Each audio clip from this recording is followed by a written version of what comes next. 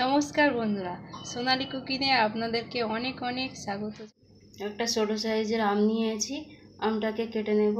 ডাল টক বানানোর জন্যে অল্প করে আম দিবে। জলেতে আমগুলো ভালো করে ধুয়ে নেব।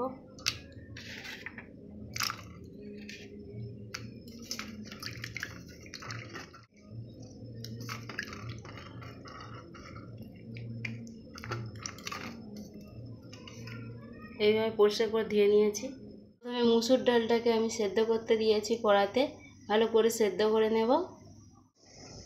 ডালের যেই ফেনাগুলো বার হয়েছে এই ফেনাগুলো ফেলে দেবো, নাহলে ডালটা কালো হয়ে যাবে।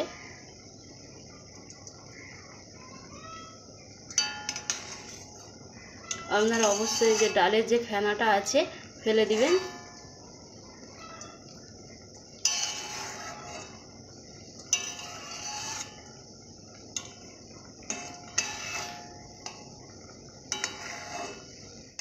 ডালটা ভালোভাবে সেদ্ধ হয়ে গেছে, এবার ঘেঁটে দেব। ডালটা এইভাবে ঘেঁটে নেব। আপনারা চাইলে ডাল ঘেঁটে নিতে ঘেঁটে নিতে পারেন, তবে ডালটা এত সুন্দর সেদ্ধ হয়েছে, চামচ দিয়ে ঘেঁটে নিলেই হয়ে যাবে। এইভাবে নাড়তে নাড়তে রেডি হয়ে যাবে।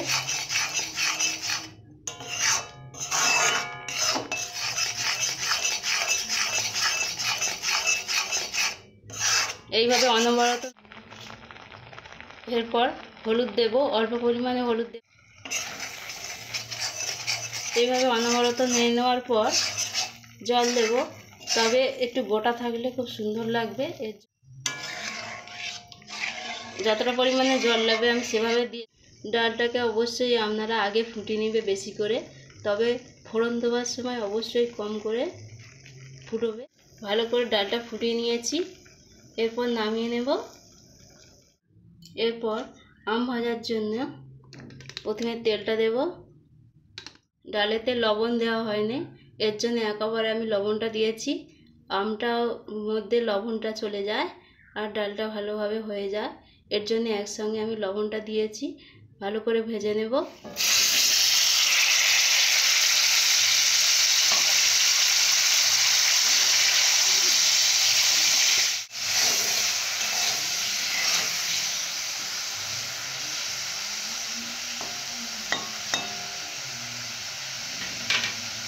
এভাবে কিছুক্ষণের জন্য ভেজে নেব। আমটাকে এইভাবে ভালো করে ভেজে নেব। আপনারা চাইলে আমটাকে ঘেঁটে দিতে পারেন, তবে আমি আমটাকে ঘেঁটে দেব না, একদমই গোটা রেখে দেব। এরপর কালো জিরা দেব।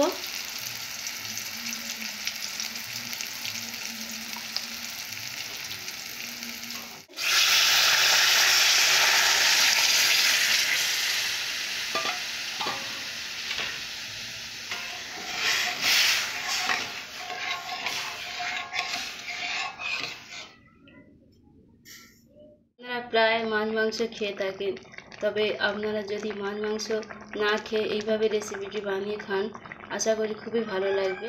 করতে থাকবেন এইভাবে। আশা করি নতুন নতুন রেসিপি নিয়ে আপনাদের সামনে উপস্থিত হব।